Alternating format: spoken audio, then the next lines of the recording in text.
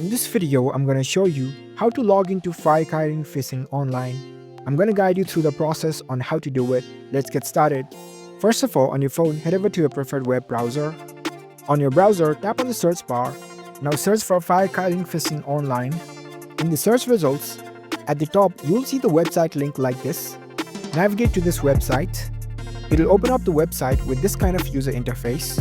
Now you need to select this Play Now option at the top right corner. It'll load the Firekirin phishing online game in your web browser, and you will be able to see the welcome screen like this. You can see the login option. You first need to enter your login credentials. Tap on this account option.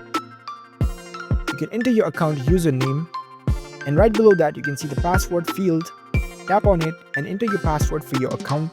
And once you're done, you can tap on this login button and you will be signed into your account.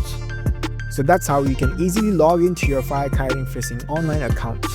If you found this video helpful, don't forget to give this video a thumbs up and subscribe to our channel for more tech tips. Thank you for watching.